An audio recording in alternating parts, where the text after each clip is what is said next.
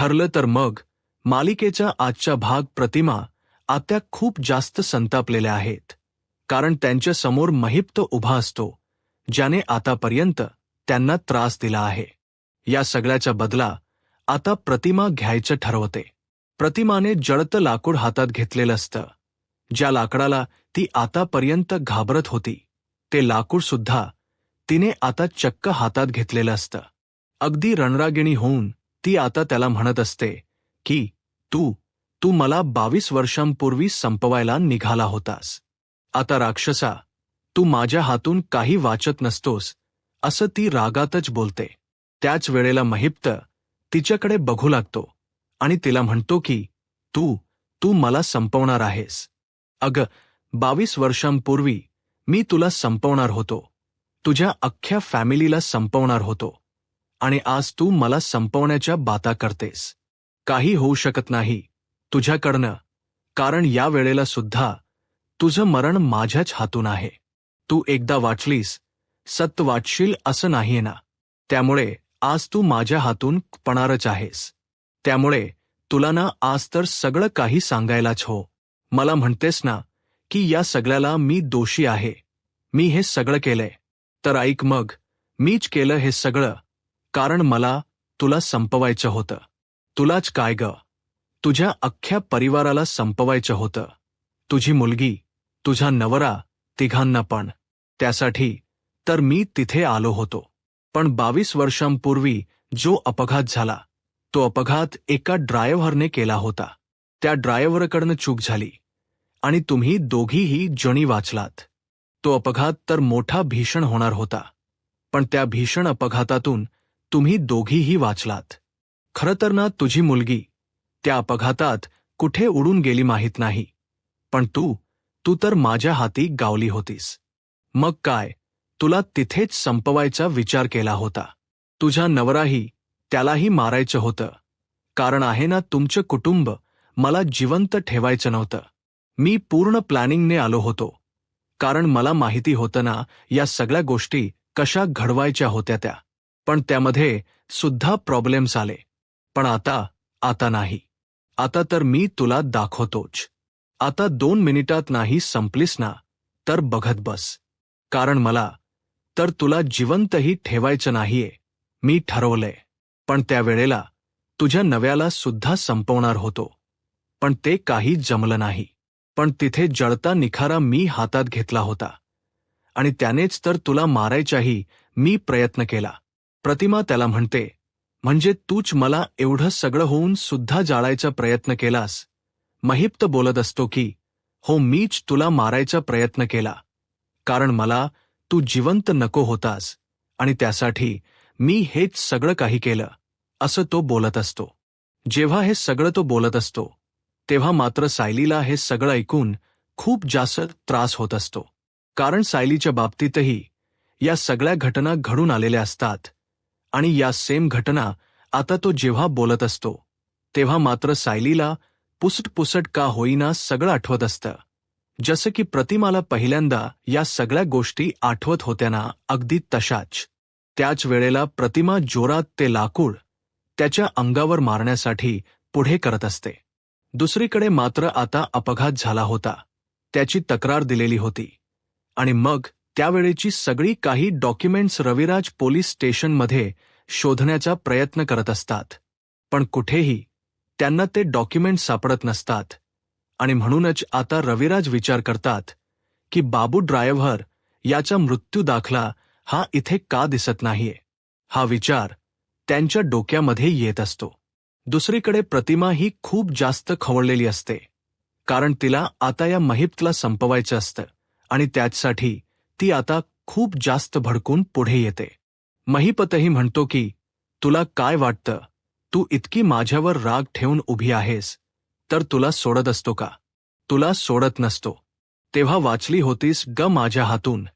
पण तुला काय वाटतंय, प्रत्येक वेळेला तू वाचशील? नाही, आता तर तुला मी सोडत नसतो, असं बोलून आता मात्र त्याने बंदुकीचा चाप हा जोरात मागे खेचलेला असतो, कारण त्याला आता काही झालं तरी सुद्धा प्रतिमा आत्यांना संपवायचं असतं, आणि त्यासाठी त्याने आता बंदूक प्रतिमा आत्यांवर रोखून धरलेली असते. पण त्यावेळेला बिचारी सायली ही खूप जास्त घाबरते. सायलीच्या लक्षात येतं की हा जर अपघात खूप जास्त मोठा झाला तर प्रॉब्लेम होऊ शकतो. म्हणजेच काय तर प्रतिमा आत्याला सुद्धा काही होऊ शकतं. आता कुठे प्रतिमा आत्या या सगळ्यातून बाहेर आल्या होत्या. पण दुसरीकडे मात्र हा निर्लज्ज महिप्त हा त्याच्या खुन्याची कबुली देत असतो. त्याच वेळेला प्रतिमा त्याला हेही विचारत असते की तुला हे सगळं करायला सांगितलं तरी कोणी होतं. त्याच वेळेला तो सांगायला जाणार तर इथे मात्र असणाऱ्या गुंडांची पळताभुई थोडी झालेली असते. कारण सायली समोर आलेली असते. सायलीला जसंही ते समोर पाहतात तेव्हा मात्र आता ते लगेचच बंदूक रोखून धरतात. सायली आता प्रतिमा आत्याच्या पाठीशी ते जळतं लाकूड घेऊन उभी असते. जसे की कोणी तिच्यावर हल्ला करेल तर त्याला ती लाकडाने चांगली ठेचणार होती आणि त्यासाठी ती तिथे जळतं लाकूड घेऊन उभी होती.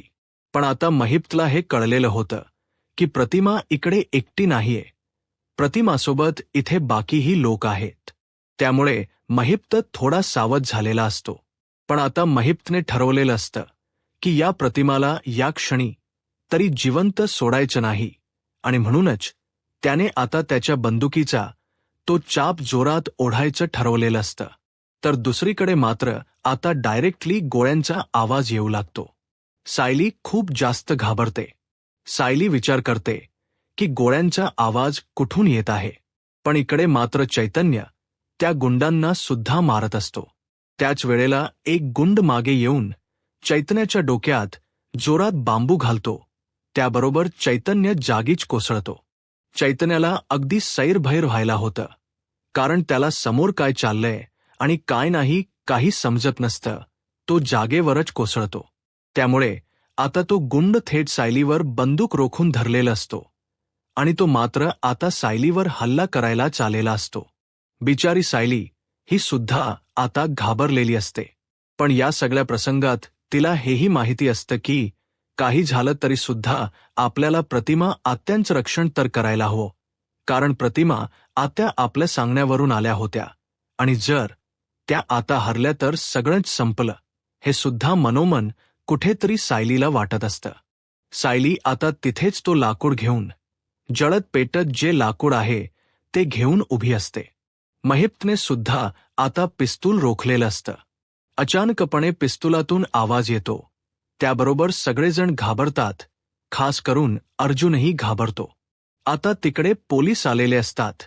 पोलीस जेव्हा तिथे येतात म्हणजेच इन्स्पेक्टर सावंत आलेले असतात आणि जेव्हा इन्स्पेक्टर सावंत तिथे येतात तेव्हा मात्र आता महिप्तला बोलू लागतात.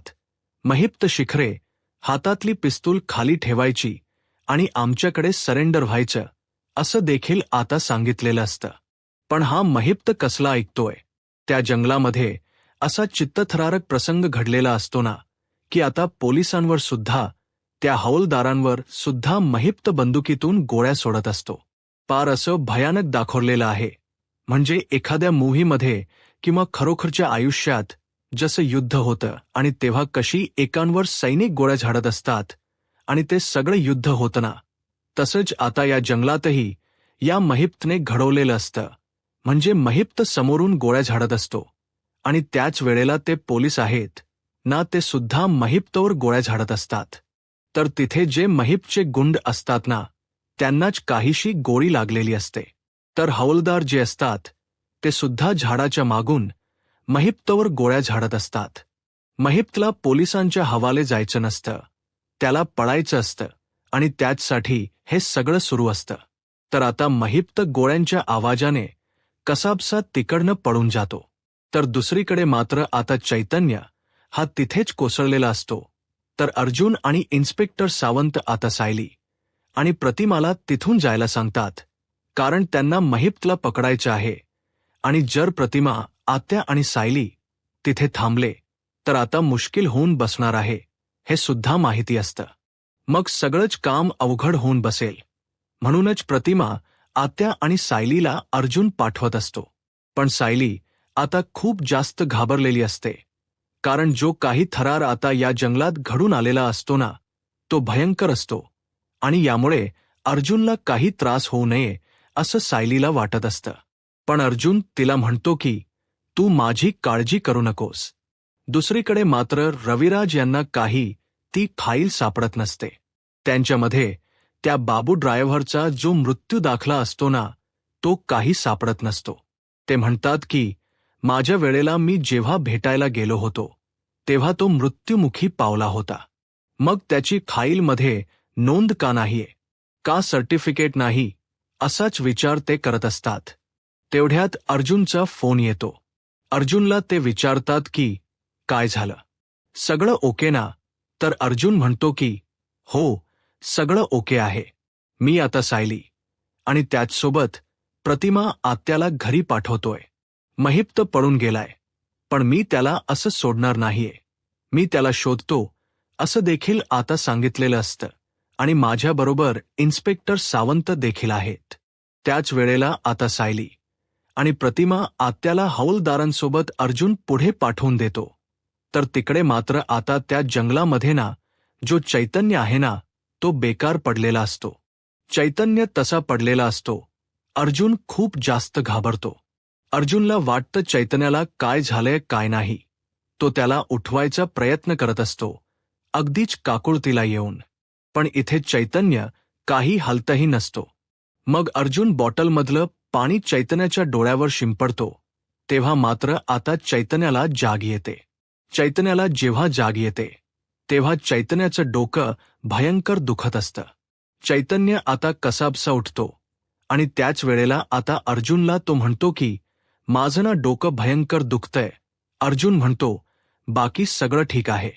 सायली, प्रतिमा आत्या पण बरे आहेत, पण महिप्त हातातून निसटला आहे.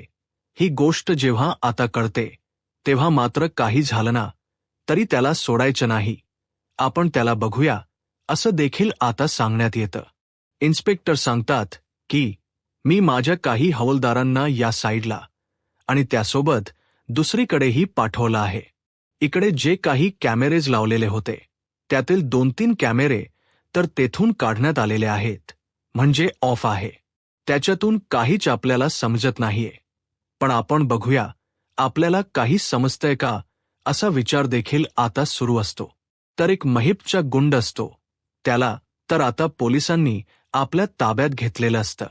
दुसरीकडे मात्र आता महिप्तला सोडायचं नाहीये. महिपच्या बाबतीत आता त्यांची मात्र खूप जास्त धावपळ गडबड सुरू असते. कारण त्याला या जंगलातून बाहेर पडायच्या आधी त्याला पकडायचं असतं आणि त्यासाठी ती लोक ट्रॅप रचत असतात. पण महिपतही इतका हुशार असतो ना की त्याने जी काही आताशबाजी केलेली असते ना त्या गोळ्यांची, त्यामुळे आता त्या जंगलातले पोलीसही खूप जास्त घाबरतात. आता महिप्त हा तर एकदमच घाबरून बाहेर येतो, कारण त्याला आता तिथून पळायचं असतं आणि त्याचसाठी तो आता धावपळ करत असतो. धावपळ करत असतानाच त्याच्या समोर एक ट्रक येतो आणि त्याने आधीच त्या सगळ्याची अरेंजमेंट करून ठेवलेली असते. तर त्याचा तो गुंड जो आहे ना, तो मात्र महिप्तला सांगतो की शेठ, तुम्ही आधी पळून जा. तर दुसरीकडे मात्र आता कल्पनाचा जीव नुसता वरखाली होत असतो. तिलाही कळत नसतं की हे सगळं काय चाललंय. त्यामुळे ती खूप जास्त घाबरलेली असते. देवी आई समोर प्रार्थना करत असते. त्याच वेळेला अस्मिता सांगते की सायली आली आई, आणि त्याबरोबरच आता सगळी जण दारावर जातात. सायली, प्रतिमा आत्या आणि रविराज तिघंही जण आता आलेले असतात. आता तिघांनाही आलेलं बघून आणि त्यांची अवस्था बघून घरातल्या सगळ्यांनाच कळलेलं असतं की नक्कीच काहीतरी घडलंय. पण काय घडलेलं आहे हे मात्र त्यांच्या तोंडून त्यांना ऐकायचं असतं. त्याच वेळेला प्रतिमा आत्यांना तर बोलताही येत नसतं, कारण तो जो काही प्रसंग तिथे घडला होता ना, त्यामुळे प्रतिमा आत्या खूप जास्त पॅनिक झालेल्या होत्या. त्यांना आता कळतच नव्हतं की कसं काय बोलावं ते. रविराज काका सांगू लागतात की आम्ही तुम्हाला सगळं सांगतो, पण अर्जुन कुठे आहे? अर्जुन दिसत नाहीये असं देखील आता म्हटलं जातं. त्यावर मात्र सायली म्हणत असते की येतायत अर्जुन सर, असं बोलून ती आता शांत करत असते. दुसरीकडे मात्र आता एवढं काय झालंय एवढं भयानक, एवढं कसं काय घडून आलं, हाच विचार सुरू असतो. जेव्हा हे सगळं सुरू असतं तेव्हा मात्र आता कल्पनाही पाहते, तर काय, तिघांना आता येताना दिसतो. तो म्हणजे अर्जुन आणि चैतन्य. चैतन्याला सुद्धा हाताला धरून हळूहळू का होईना आणलेलं असतं. चैतन्याला सुद्धा लागलेलं असतं. त्यामुळे आता सगळ्यांनाच प्रश्न पडतो की एवढं काय झालंय नेमकं, म्हणजेच एवढी बेकार अवस्था कशी काय होऊ शकते आणि काय घडलं आहे, जरा नेमकं आम्हाला सांगाल का. त्याच वेळेला आता अर्जुन सांगू लागतो की मम्मा, आम्ही तुम्हाला सगळं सांगतो, पण आता ना थोडं स्ट्रेसमध्ये आहे. थोडं शांत होऊ दे सगळ्यांना, कारण प्रतिमा आत्यावर सुद्धा खूप मोठा हल्ला झाला. पण या सगळ्यातून आपण सुखरूप वाचलेलो आहोत, असं देखील आता अर्जुन सांगू लागतो. कल्पनाला हे सगळं ऐकून तर धक्का बसतो. त्याच वेळेला आता इथे कल्पना म्हणत असते की जरा थांबा, मला तुम्हा सगळ्यांची ना दृष्ट काढायची आहे. आणि असं बोलूनच ती आता सगळ्यांची दृष्ट काढू लागते. त्याच वेळेला जेव्हा ती दृष्ट काढते तेव्हा ती म्हणत असते की माझ्या कुटुंबाला कोणाचीही नजर लागायला नको. दुसरीकडे आता मला एक गोष्ट सांगा की न पटण्यासारखी गोष्ट आहे, म्हणजे जेव्हा हा प्रसंग घडला होता जंगलामध्ये तेव्हा खूप जास्त अंधार होता. You right. पण आता मात्र सकाळ कशी झाली, म्हणजे एकदम उजेड उजेड दिसतोय. हा नागराज धडपडत त्या जंगलातून बाहेर येतो आणि त्याच वेळेला तो आता कोणाकडे तरी लिफ्ट मागत असतो. नेमकी प्रियाचीच गाडी त्याच्या समोर येते. प्रिया त्याला म्हणते, बघितलं का, अशा वेळेला तुला तुझी पुतणीच येणार आठवली. बघ काय झालं, कुठे धडपडलास. त्यावर मात्र नागराज आता घाबरलेला असतो, कारण नागराजला पटकन तिथून बाहेर पडायचं असतं. पोलिसांच्या ताब्यात त्याला काही जायचं नसतं आणि त्यामुळेच त्याची ही जास्त धावपळ गडबड सुरू असते. तर दुसरीकडे मात्र आता प्रिया त्याला विचारत असते की काय झालंय, पण नागराज तिला सांगत नाही, कारण नागराजच्या पायाला जबरदस्त लागलेलं असतं आणि त्यामुळेच आता मात्र तो खूप जास्त घाबरलेला असतो. तो आता तिकडनं तिला फक्त गाडी घेऊन जायला सांगतो. तर दुसरीकडे मात्र आता सगळी जण घरी आलेली असतात आणि नेमका काय प्रसंग घडला आहे असं देखील आता विचारत असतात. तर नाईलाजास्तव का होईना अर्जुन आणि सायलीला आता सगळं सांगावंच लागतं. चैतन्यावर गुंडांनी हल्ला केला. गुंड कोण, गुंड कोणते गुंड, असं अस्मिता म्हणू लागते. मग आता अर्जुनला कल्पना सुद्धा म्हणत असते की काय झालं अर्जुन, ते तरी आम्हाला नेमकं सांग, अंधारात ठेवून नकोस रे. मग अचानक सगळ्या काही गोष्टी कळल्या का, मग किती त्रास होतो बघतोयस ना तू. त्या सगळ्यामुळे ना तू सांग बरं काय झालं आहे ते, असं देखील आता म्हटलं जातं. आणि त्याच वेळेला आता एक एक करून का होईना एक एक गोष्ट आता अर्जुन सांगू लागतो. म्हणजे सदा मैनाला घरातून बाहेर काढल्यानंतर काय काय घडलं आणि त्यानंतर या सगळ्याचा संबंध महिपशी कसा जुळला, या सगळ्याबद्दल तो आता पूर्णपणे माहिती देऊ लागतो. सदा मैनानी जेव्हा सांगितलं की ही त्यांची मुलगी नाही आहे, तेव्हा त्यांनी एक फोटो या सगळ्यामध्ये एक्स्ट्रा ॲड केला होता, जो की सायलीचा म्हणून त्यांनी आपल्याला दाखवला. पण हे सगळं महिपच्या सांगण्यावरून केलं होतं. त्यानंतर प्रतिमा आत्या तेवढ्यात सायलीसोबत गेल्या होत्या, तेव्हा सुद्धा प्रतिमा आत्यांना समोर महिप्त दिसला होता आणि मग त्यांना तो प्रसंग आठवला.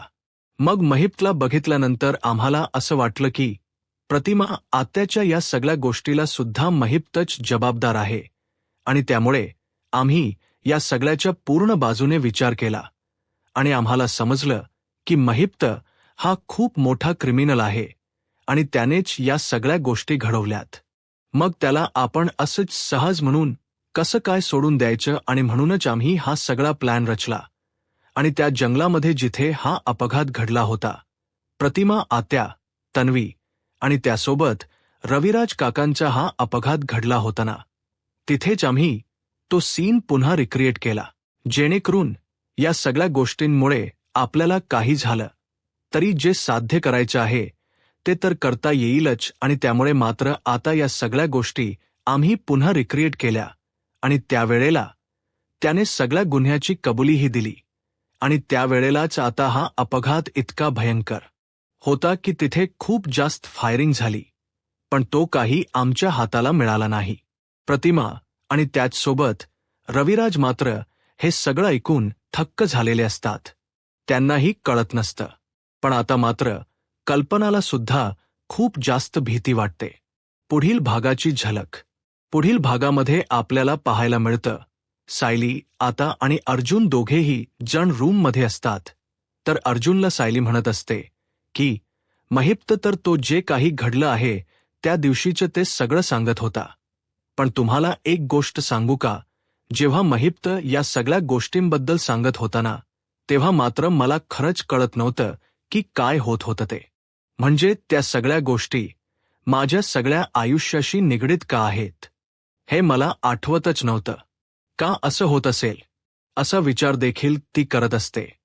आणि त्यावेळेला तिला हे सगळं आठवून खूप जास्त त्रास होतो. अक्षरशः तिने डोक्याला हात लावून घेतलेला असतो आणि त्याच वेळेला ती स्वतःला सावरायचा प्रयत्न करते. अर्जुन तिला म्हणत असतो की बायको, इथे ये, इथे बस, आणि असं बोलून तो तिला जागेवर बसवतो. पण आता सायलीला सुद्धा या सगळ्या गोष्टींमुळे थोडं का होईना आठवायला लागलेलं असतं. आणि अर्जुनला जेव्हा ती हे सगळं सांगते तेव्हा अर्जुन सुद्धा एका वेगळ्या दिशेने विचार करू लागतो. यूट्यूब चॅनलला सबस्क्राईब करा आणि व्हिडिओ लाईक करा. धन्यवाद.